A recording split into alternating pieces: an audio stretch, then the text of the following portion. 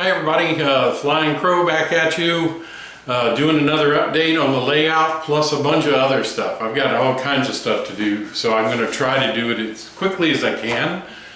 So the last few weeks, probably 5 to 6 weeks, I've been to 2 train shows and to my most convenient hobby shop that I like to go to closed. So they were having a pretty good sale. In fact, they were having everything is 60% off. So I got a lot of stuff here. I'll just start over here with the stacks. Actually, this I got while I was out looking at some antique stores. So I got 2 little things here. One was a Penn Central 40-foot trailer, which that's not so odd. I mean, everybody's seen the Athearn blue box of those.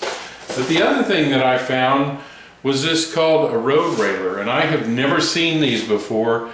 But these are actually semi-trailers with the wheels on them to go on the track without ever having to be on a car. Now I have never seen these, and maybe I've just been sheltered all my life, but if anybody has a good idea of when and how they were used, I would like to know. But it's a little kit that you can build, and you see it's kind of got the like a high rail. It's got those wheels on it for the track. So I thought that was a pretty neat thing. I just picked it up.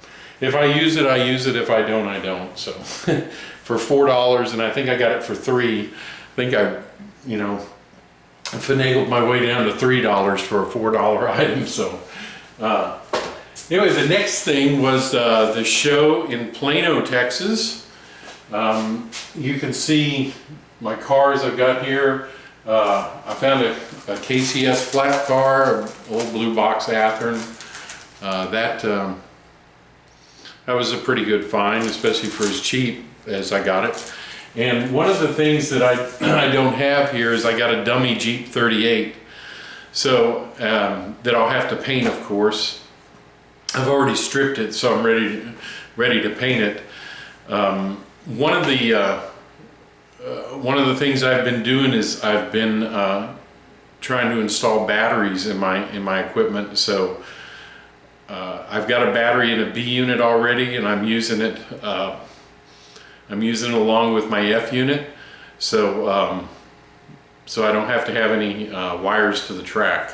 The only thing I did is I wired one track up to use as a program track, and then I wired the other track up to use to charge my batteries. So I just have to roll the B unit onto to the charging track, and then that's it. I don't have to hook up anything to it. So make it a little more convenient, and I'll show you that in a little bit. So the other things I got is this one. Probably should have ended with this one, but this was in the bargain bin. As you can see, it's marked down to $14.95 and perfect. I've got a few of these Pickins Railroad box cars, but this one actually is celebrating the bicentennial, as you can see on it. It's actually says 1776 to 1976. So that was perfect, of course, since I modeled 1976. That was a great find, especially brand new in Brad's Trains bargains bin. If you ever been to a show in Dallas or Texas, Oklahoma, you'll see Brad's Trains. He's always got a booth set up. So another thing that I got was this tank car, and another tank car. And a bunch of, in fact, these tank cars, I take that back, these tank cars didn't come from the Plano train show. They came from the Lewisville train show, which is just a suburb of Dallas. So Plano had a train show back in October, and Lewisville just had one a couple weeks ago. So also 2 more tank cars. So I'm trying to get some more tank cars. I've got a few more to get of that kind. So when I get to the place where my refinery is going to be, I'll have enough tank cars. So as you can see, this stack over here, this was a closeout from our hobby shop. They were selling everything for 60% off, so I got a real good deal. I was able to get all of these. Got a Katie box car, and these are all box cars, of course. That's one of the main things they had left. And this one's great because it's another bicentennial box car. This one is American Colloid Company. So, but it is a bicentennial box car also. I got this Lake Superior and Ishpeming, and I think I got two of those. I did. So there were two different road numbers available, and I got both of them. A Penn Central box car, and then the last two, St. Clair Blue Water route, which is Port Huron and Detroit, and a Frisco boxcar. So looking forward to getting these all weathered up. That's one of the main things I have left to do is I've got to weather all my cars, get ACI labels on them, things like that. So when I do that, hopefully, that's one of the many things I'll make a video of is weathering cars. So I got one more car here, and this was Chicago and Northwestern, and it's a Katie car, and I've already pulled it apart. And the reason I pulled it apart is because I wanted to give you a good tip. Usually when you get cars, almost without fail, they are too light according to NMRA standards. If you hang on just a second, I'll step out of the camera.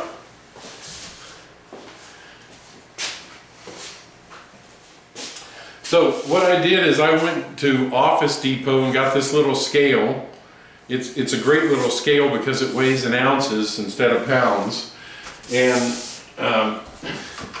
so I think the NMRA standard is that it's an ounce for every length, an initial ounce, and then an ounce for every inch of length on the car.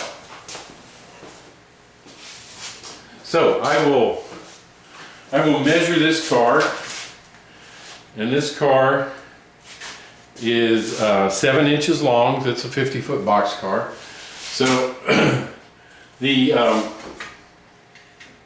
car is 7 inches long, so that means with the initial ounce of weight, then because it's 7 inches, I have to have a half ounce for every inch, which makes it 3.5 ounces. So total, this box car should be 4.5 ounces.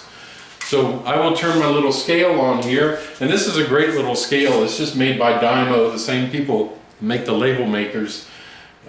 I think it was $18. So zero it just to make sure, and then I'm going to put the car on there. And it's supposed to be 4.5 ounces. It's 4.45. So I like to go overweight with my cars a little bit anyway.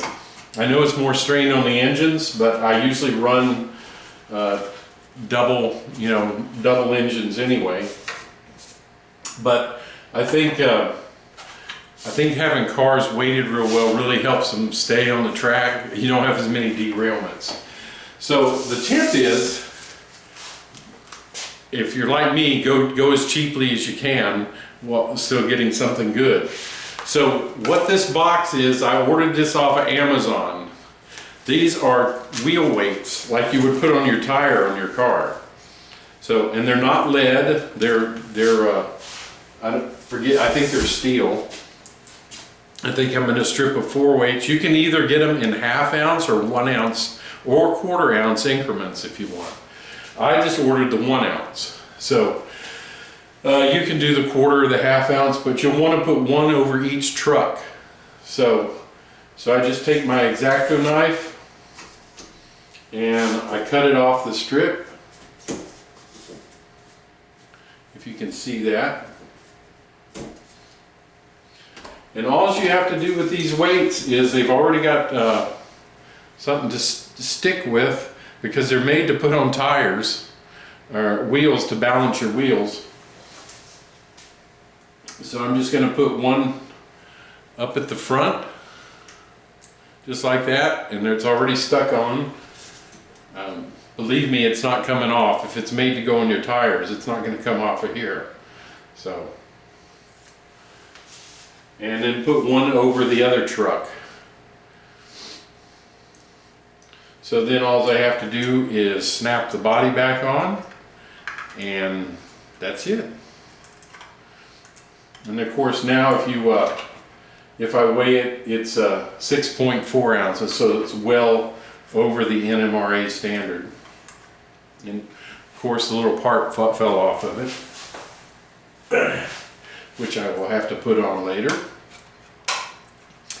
Because what you didn't see off camera was me dropping this on the floor when I was trying to open it. So, of course you just, it's easy to push the floor back into most box cars. And the good thing is you can take these weights and disguise them, and I'll put that on later.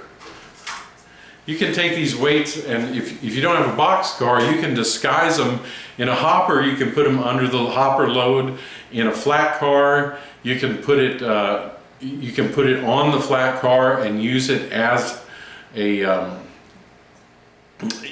some kind of load on the flat car. And if you want to, you can cover it with simulated canvas. However, you can just make it the load. So what I did for my piggyback cars is I put the weights in the trailers. So there's all kinds of ways you can disguise those weights. Now the good thing about these is they are 1/10. That's right, 1/10 of the cost of the weights that are made for model railroads. So if you want to save a lot of money, this whole box, this is a 9-pound box of weight, and it cost me $24. So, and it was free shipping. So that was great off of Amazon. Like I said, you can get them, if you get the 1-ounce weights, there's 144 of them. If you get the half-ounce, there's 288 weights.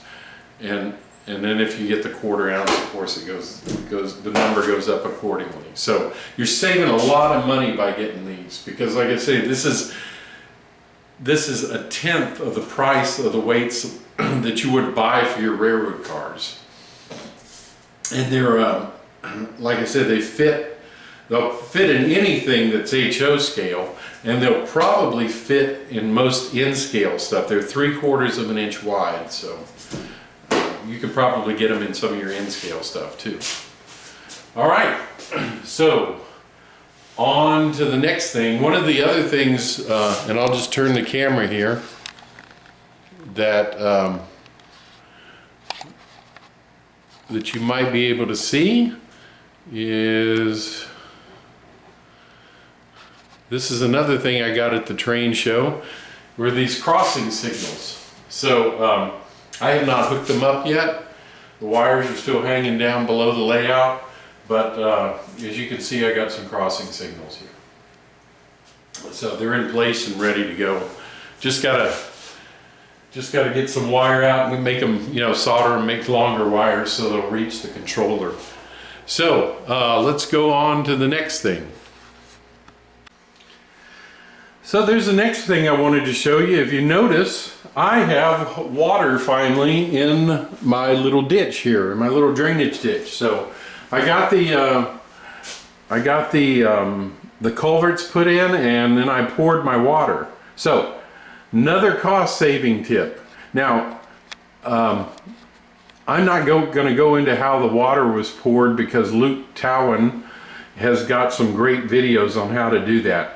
But I will tell you something that'll save you a lot of money, again, and that is this, Envirotex Light. Envirotex Light is what I use to pour water in here, and as you can see, I think it came out pretty well. Luke's got a great video on how exactly to do it, but the Envirotex is half the price of the Woodland Scenic stuff, and it's pretty much the exact same stuff. So you can still use the Woodland Scenic's water tint to tint it. As you can see, I use the murky, and I don't know how well you can tell, but the murky came out really nicely. You can just barely see into the water if you look down into it. But the Envirotex light, like I said, is half the price of the Woodland Scenic stuff. So do yourself a favor and save yourself some money. When I went on the website to calculate how much I would need, the Woodland Scenics calculated almost twice of what I really needed. So you can use the calculator still on the Woodland Scenics website and see how much you need, but what it calculated for me was about twice the amount that I really needed to pour in there. So I don't know why it did that. Maybe I did something wrong. But anyway, the Envirotex is good stuff, and you should check it out, because like I said, it'll save you a lot of money. All right, so let's move on to the next thing. So one of the other things I wanted to mention while I was over here showing you my drainage ditch with water was, you can see that broken up sidewalks that's there. I'm not sure exactly how that sidewalk looked back in the 70s, but right now it's kind of broken up and overgrown, and so that's how I modeled it. And you can see I just took some tube and some plastic tube and split it for the curb coming up, and then these are just pieces of plastic strip that I have cut up, and then in between I just put some grass on there.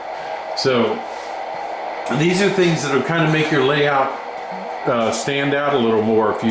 If you think, make some things that are abandoned, or things that used to be used and are no longer used, overgrown. So, and that happens no matter what era you're modeling. So just remember to add a few of those things into your layout. It just makes it unique to you and your layout, and it adds a little bit to the scenery that's not normally there. Since I'm right there too, I wanted to show you this grass. That grass that I've got there is, of course, static grass, and I have found that Faller makes static grass, and if you want to see the label, I'll have to zoom out here. So this is Faller static grass, and it seems to be a little bit finer than the other brands, and stands up a little bit better. So I really liked it, and I like the color too, but I've actually mixed in a couple other colors from other manufacturers. The bad thing about Faller is they only make one length, 6 millimeter, and they only make a couple of 3 colors, and that's it. Which is too bad, because the static grass that Faller makes really does a good job of standing up. Of course, when I add static grass to my layout, about 20 minutes after I put it down, what I will do, I will come along and hold my shop vacuum up about 1 inch above the ground. And of course, you don't want to you got to be careful, because the suction will tend to want to suck it down onto the layout. So if you hold it up about 1 inch high when the glue's just starting to set up, like I said, about 20 minutes, it'll actually pull the grass fibers up and make them stand up a little bit better.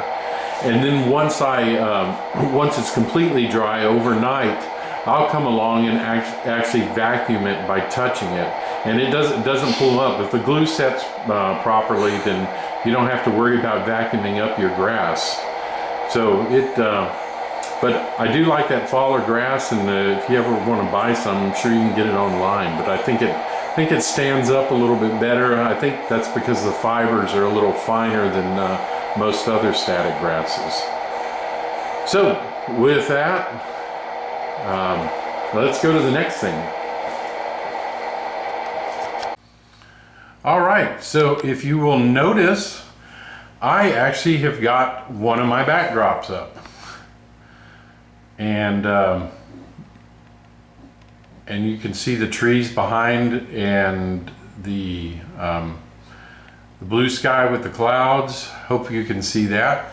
So this backdrop, I painted it, and I'm gonna also probably do a video showing you how to paint backdrops, because I know one thing Wilmer was lamenting on his last video is that he couldn't paint clouds. So I'm gonna show you how to paint clouds easily. Believe me, this is an easy way to do it. And all that is that 1/8 inch, what do you call that board? I don't know. I forget what you call it, but it's that 8-inch board, and it's white. You can get it at Home Depot or Lowe's. It's just an 1/8 inch thick, and all I did, in fact, I had them cut it. Since it's a 4x8 sheet, I just had them cut it in 16-inch sections. And then I just brought them home that way. So basically how I did it, and like I said, I'll make a video showing how I did it. I need to go buy another sheet of it. But what I did is, so you'll coat the board, which I didn't do with this one because and I've learned my lesson. First, you're gonna need to coat it with some kind of primer, because if you don't, the paint scratches off very easily. The other thing that you need to do then is just get you some sky blue paint and roll it on, and then once that dries, you can go back and paint your trees and your clouds. And the way I do it is very simple. Believe me, it is very simple to do. So I know anybody out there can do it, and I hope you'll wait a couple weeks and get the watch the video when I show you how to do that. All right, so that's it for the backdrop. I hope you like it. One of the other things I just wanted to show you real quick is a tree over here, and if you see that tree I'm focused in on, that is supposed to be a dead tree, but I don't know if I'm going to leave it there. But all that is out of the backyard, so it's a free tree. So all I did was dig up some plants. That is actually a root. So you find some good roots with a straight trunk on them and some limbs, and you can make dead trees, or you can even add leaves to it and make trees just like you get those the other trees in the kit where you sprinkle the knock leaves on them. So yeah, I hope you like that little dead tree there too. All right, well, in just a little while I will fire up the trains here, and we'll run some trains. So stand by for that. And while I'm do that, I'm just going to pan out and let you take another look at my backdrop.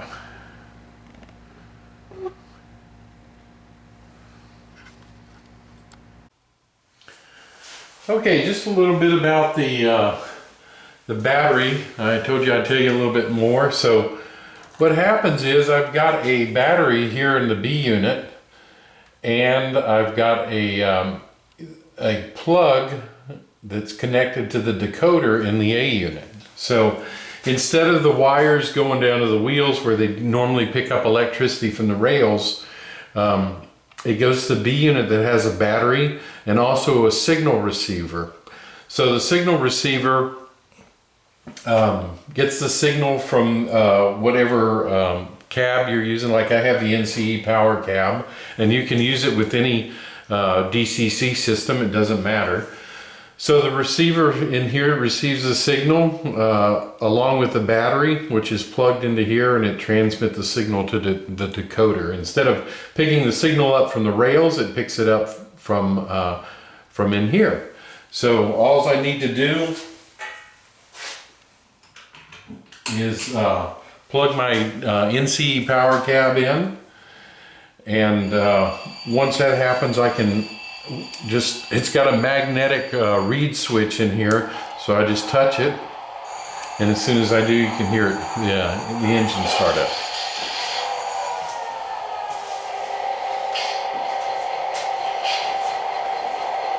So I can control it just as normal. Turn the bell on, horn, and of course, you know, move the engine as I need to. So that's a little bit of how the battery works.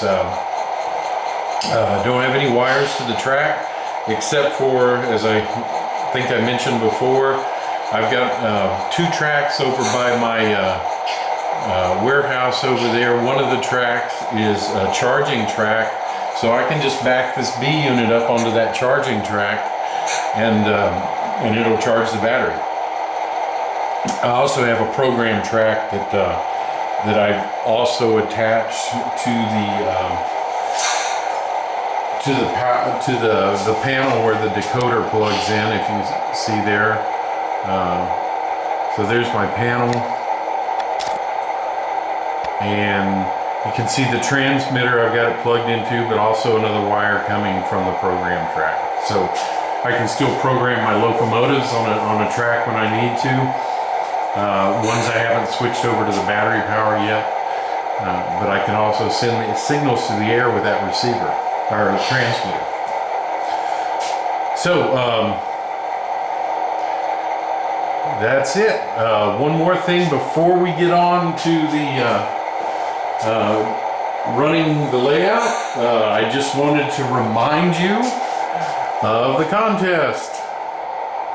Don't forget the contest for those 2 high-sided gondolas. So as soon as I get up to 225 subscribers, I'm kind of stuck right now at 189, been there a little while. So I hope you'll let all your friends know to go ahead and subscribe. Once I hit 225, we'll do some kind of drawing. Might have a few questions for anybody that wants to enter. So don't forget about that.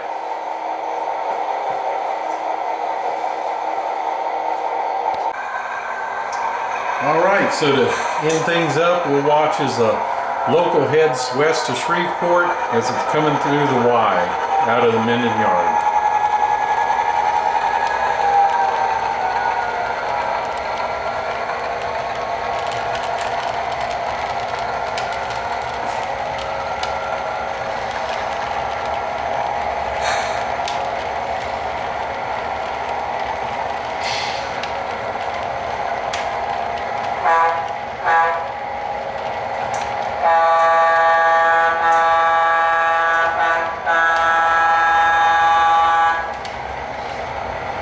Alright, this is Flying Crow saying have a good evening, and we'll see you later.